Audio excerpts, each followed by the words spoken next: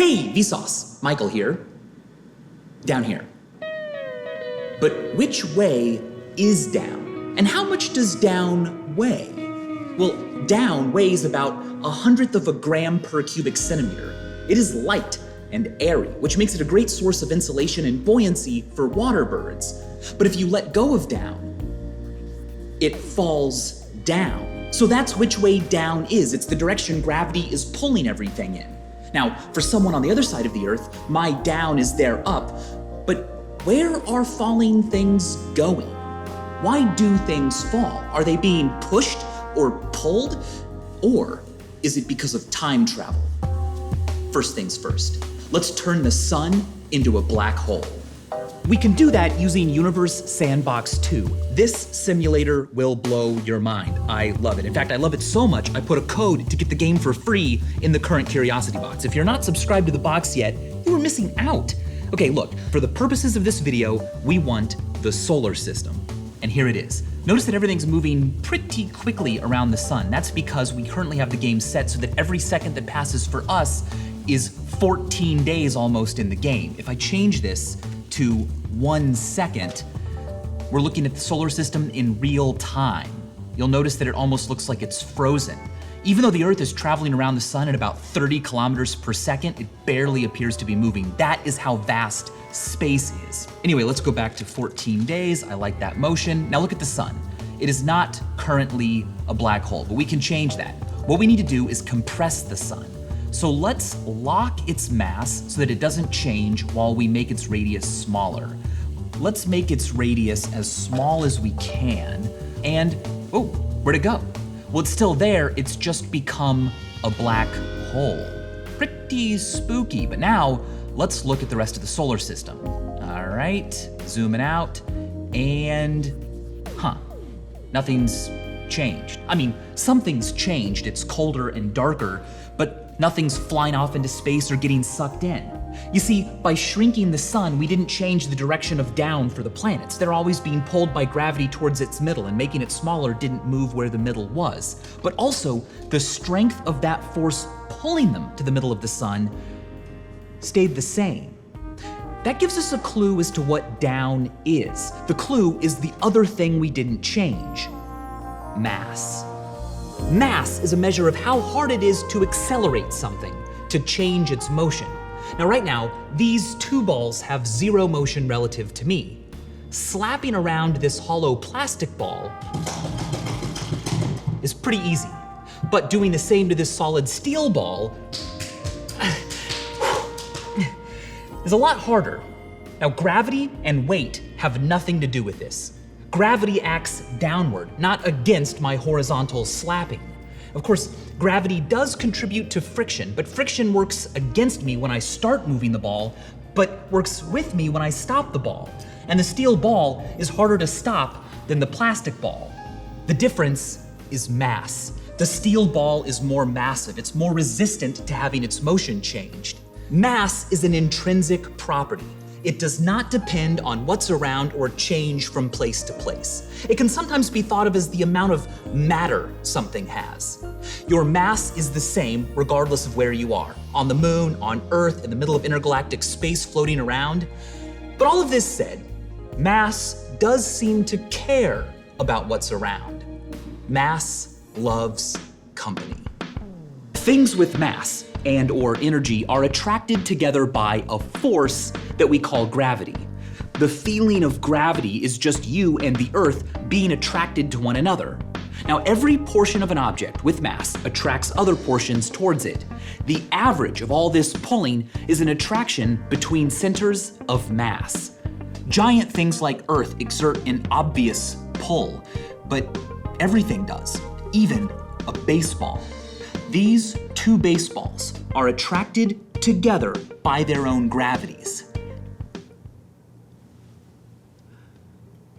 Except their masses are so small the force is minuscule, and it can't overcome friction or push air out of the way. They're never gonna come together. But if you put two baseballs 1 meter apart in the middle of empty space where no other forces could act on them, they would literally fall together and collide. It would take 3 days to happen, but it would. Isaac Newton found that the strength of the force bringing two things together is equal to the product of their masses divided by the distance between their centers of mass squared times big G, the gravitational constant. If you make one of two objects more massive or move them closer together, the force will be stronger.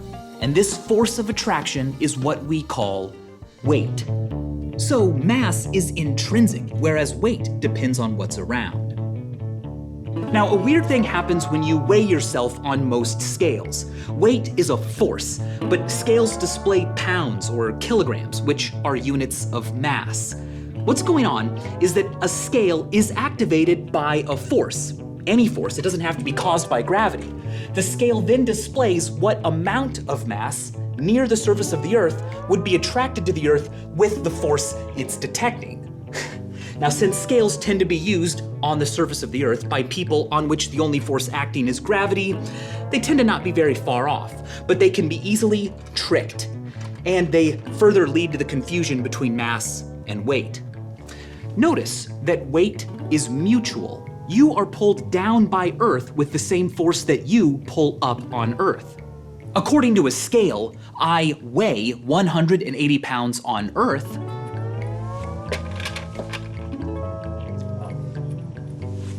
and the Earth weighs 180 pounds on me. But because the Earth's mass is so much greater than my own, and because the more massive something is, the more it resists being moved, our equal and opposite weight forces accelerate me a lot more than the Earth. If you drop a pencil from a height of 6 feet, the pencil doesn't just fall to the Earth. More precisely, they both come together. They're attracted to each other by equal forces, but the same force moves the pencil a lot more than the Earth. When you let go of the pencil, the Earth is literally pulled up to the pencil by the pencil's own gravity, a distance equal to about 9 trillionths the width of a proton. That same force moves the pencil the remaining distance, which is still pretty much 6 feet. At the height of the International Space Station's orbit, you and Earth are attracted about 10% less than when you're on the surface, about 8.8 times your mass, but not zero. For this reason, weightless astronauts in zero gravity are neither weightless nor in zero gravity. Their weight force fails to bring them and Earth together because they move horizontally so quickly that they fall just as fast as Earth's surface curves away from them. And even though they're experiencing 90% of the gravity you and I are feeling right now, that's why they don't just fly away, there are no forces, called G-forces, to resist their weight, since everything around them is falling too. It's resistance to your weight force, stress, deformation, that is needed for you to feel weight. What astronauts in orbit actually lack is apparent weight. Likewise, a helium balloon has weight. I mean, it's made out of matter. It clearly has mass, so it's attracted to the Earth. Let's try to measure its weight force. Oh, hey. Okay, it has negative apparent weight. That's because its attraction to the Earth is weaker than the buoyant forces from the air around it that push it up. Now, while it moves up, it pushes air molecules down, but they transfer that force widely, not just directly down onto the scale. Buoyant forces are caused by the fact that whenever you are immersed in a fluid, like water or air, molecules lower down are at greater pressure. They're being pressed by the weight of all the molecules above them and are closer to Earth, so they're pulled to it with a stronger force. Now, having greater pressure means they pack a bigger punch when they collide with things. So, horizontally, those collisions cancel out, but vertically, the stronger collisions from below win out, providing lift, a buoyant force. Now, this even happens on your own body. Across its surface area, air lifts you with a force of about 1 Newton, which is equal to the weight force of an apple. So if you weighed yourself in a vacuum, you would weigh about this much more. But that's not all.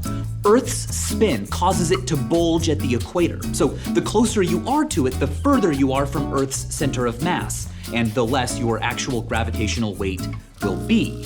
Down is always changing. I mean, where is Earth's center of mass? It would always be the same as Earth's geometric middle if Earth's composition was uniform, but Earth contains pockets of massive rock at different depths. Water, mountains, it's got moving, changing insides and air and seasonal ice. And though they're far away, gravity extends forever from everything. So the moon, the sun, the planets, all of them pull on you negligibly, but truly. You weigh about 1/1,000,000th of your weight less when the moon is directly above you. This chunky, shifting balance of material on Earth and everywhere else in the universe means that down is always changing. On top of that, Earth's spin skews what you consider the direction of down away from its center of mass, because the push you get from Earth's spin seems to slightly lift you, reducing your apparent weight and bending down towards the equator. The net result is an apparent weight reduction at the equator of about 0.5%. If a scale guesses your mass must be 200 pounds at the poles, it'll guess that you're 199 at the equator.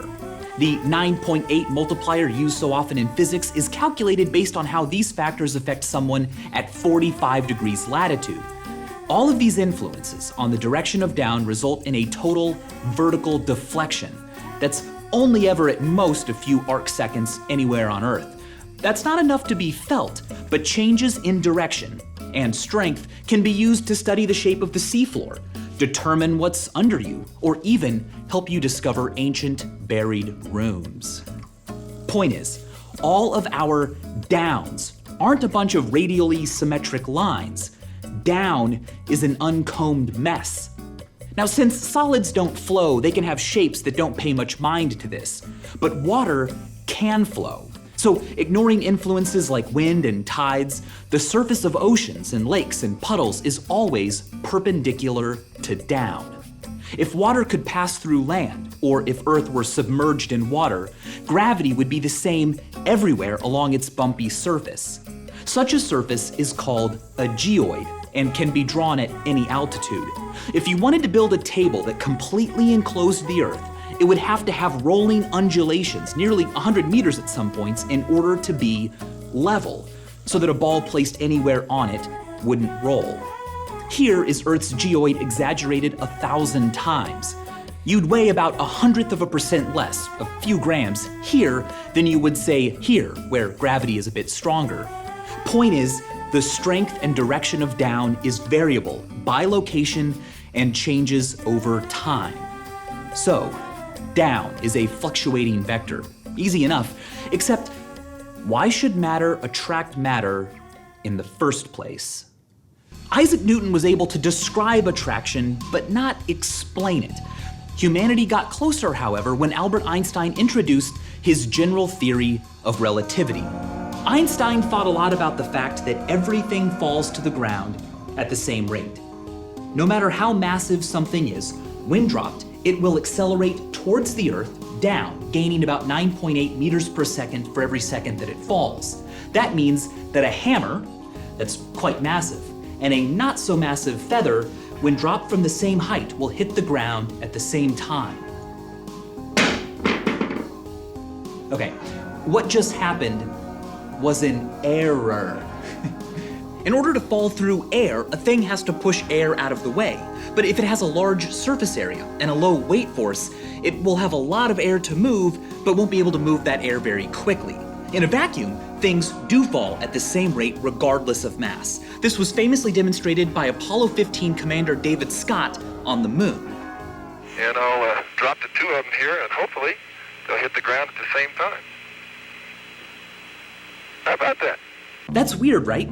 I mean, if a more massive object is pulled with a greater force, shouldn't it fall faster? Well, Newton's explanation was simple. Larger masses are attracted with greater forces, but will also require more force to be accelerated, the same as a less massive thing. Something 100 times more massive might require 100 times the force, but it will be pulled by gravity 100 times more. So everything falls to Earth at the same rate. What a fun coincidence, right? maybe not. Einstein realized that there's another way for things to appear to fall together regardless of their masses. Imagine a feather and a hammer floating in space, in a room. If the room is suddenly accelerated up at 9.8 meters per second squared, the feather and the hammer will hit the floor at the same time. Furthermore, whether it's the room coming up to meet them or gravity being suddenly switched on, neither object will feel any force pushing them. There's no way to tell which of these happened. This is Einstein's famous equivalence principle. He once admitted that his greatest thought ever was that of a man falling off of a roof. While falling, the man would not feel any forces on him, even though he's speeding up. Free fall is indistinguishable from floating alone in space, from having no forces on you, from not being moved. What if gravity isn't a force at all? What if things fall not because they're being pushed or pulled, but because they're not being pushed or pulled? To see how this could be, we need to talk about straight lines. What I have here is a retractable ID badge holder. This is a great way to test for straight paths because the string is always kept taut. The card I have behind has two lines drawn on it, and if, while I pull the string out, it always stays between those two lines, I will know that I never turned while I pulled it, because any turn will translate into a different angle between the lines on the card and the string. Now, if I put two of these on a flat table and pull them out, always ensuring that they go straight ahead, they will never meet. They will be forever parallel. But now, let's put them on a sphere, a curved surface. Again, I pull both strings forward, making sure that they always are pulled out straight, no turning. Wait, they came together. Well, they didn't turn. Look, maybe there's some kind of weird force that pulled my hands together. And just like gravity, I didn't feel it, but it happened. No. What happened was not the result of a force. It was just a natural result of curvature. You might be thinking, wait a second, are those really straight lines? I mean, they don't look that straight to me. Also, what if they just moved along latitude lines? Then they'd never come together and those look pretty darn straight. But they're not. A straight line never turns. And although latitude lines look straight at first glance, following one requires turning. To find straight line paths on surfaces, whether they're flat like this or curved, I love the ribbon test. Now you can use an actual ribbon, but I have found that a strip of paper works even better. Let's take a look at this path right here. It's straight at first, but then it curves. Now, if two people are traveling along this curve and they want to stay together, the person on the inside will have to cover a shorter distance than the person on the outside. Since both sides of this strip of paper cannot change their lengths, they'll help us find a straight path. If the strip of paper can lay flat, we'll know that we have found a straight line. And as you can see, the strip can lay flat and follow the straight part of this path. But when it comes to the curve, in order to follow the path now, the strip, well, it has too much material on the inside, and that material bunches up and leaves the plane. Therefore, we know that this part of the path is not straight. Let's use the ribbon test to find straight lines on the surface of a cone. Well, from the looks of it, a line directly from the base to the tip seems like it would be straight, and sure enough, yeah, the ribbon lays flat on that path. But what about a ring around the cone? Nope, doesn't work. Shorter distances around nearer the tip of the cone mean that there's too much ribbon up at the top, so it doesn't lay flat. Let's see, what else is there though besides this? Well, if I start here and just allow the ribbon to lay flat, I get a little curvy looking shape like this.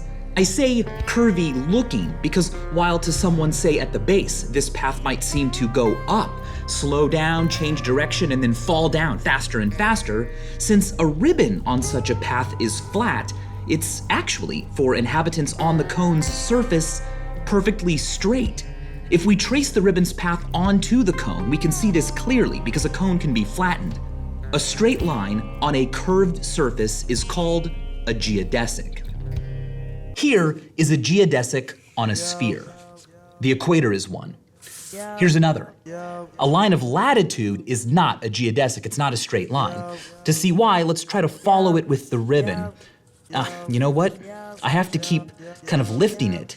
Yeah, see, distances around the sphere become shorter as we go up, so there's too much material on the ribbon up here and it leaves the surface. This path contains turns, and in order to turn, a force has to act on you. If no forces did, this is the path you would take. Notice that the ribbon begins moving due east, but then falls south. Falls. Einstein realized that curvature could cause things to be seemingly attracted to one another without needing to invent the existence of forces like gravity. But attraction only happens if things move along the surface. If they stay still, they don't come together. So for something at rest, how does falling begin? I mean, the thing has to move in this direction, but it's at rest, right? Well, yes, but it's only at rest in space, and that's not the whole story. Up, down, forward, backward, and left, right are all you need to describe where an event occurred. But a complete description will also need to describe when. Together, these four dimensions form the setting in which everything in our universe happens. Space-time. Since we can talk about a falling pencil using just one spatial dimension, up and down, we can use a piece of paper to model space-time for it. Okay, so we've got up and down, but we have to add another direction the pencil moves in, time. Now, if no forces act on the pencil, it won't move through space. It will only get older. And as you can see, if all it does is get older, it won't fall. If space-time was flat, when I let go of the pencil, it wouldn't go anywhere. But now let's allow the Earth, which is massive, to manipulate space-time into, say, a cone. Now, with no forces acting on it, every part of the pencil follows a straight line. But on a cone, as we saw earlier, such a path will look like this. It will fall. This is because distances around the cone are shorter higher up. Time runs faster further from a massive object. But to go straight, not turn, every part of the pencil must cover an equal distance in space-time, like this. Only when the pencil hits the Earth does the repulsion of their mutual electrons provide a force pushing the pencil off a geodesic. For the Earth, time is a series of slices from this evolution. The pencil's force-free geodesic is why it falls. Not a push or pull, just the pencil's natural tendency to follow a straight line until something acts on it. Now, we only used one dimension of space and one of time because visualizing our universe's three of space and one of time would take us beyond the limits of what could be shown on paper or screens. But math can take us there. General relativity allows us to calculate how much mass and energy curve space-time, and has been used to explain things that Newton's older theory of falling as the result of forces couldn't, like anomalies in the orbit of Mercury, which orbits nearest the sun and is therefore most affected by the sun's grip on space-time. Many other experiments have confirmed general relativity's picture of the universe, fitting the conclusion that there is no gravity. There's just space-time, its curvature, and us in it. As John Wheeler famously put it, space-time grips mass, telling it how to move. Mass grips space-time, telling it how to curve. Relative to the Earth, we don't move very fast. Even jet airplanes move negligibly close to the speed of light. So relative to Earth, we move almost exclusively through time. As such, we are more affected by the way time is curved by mass than how space is curved. This has led many to claim that for the most part, you feel as though you're being pushed into the ground, not because of a force called gravity, but because time is moving faster for your head than for your feet. Down is relative and always changing, but it exists because of and is always in the direction of slower time. Bertrand Russell called this the Law of Cosmic Laziness. Everything is naturally steered towards where time is slowest. We call this falling, going down. So you don't have to keep anything on the down low. Time will take care of that for you. And as always, thanks for watching.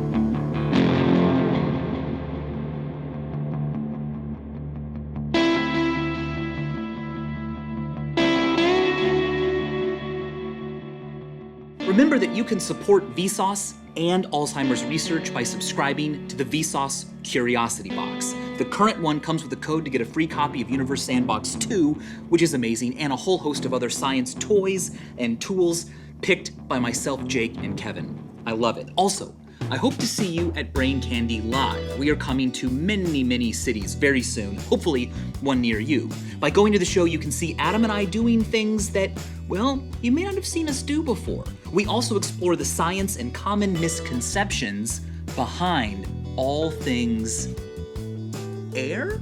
Maybe I've said too much, maybe not. I hope to see you there. And, as always, thanks for watching.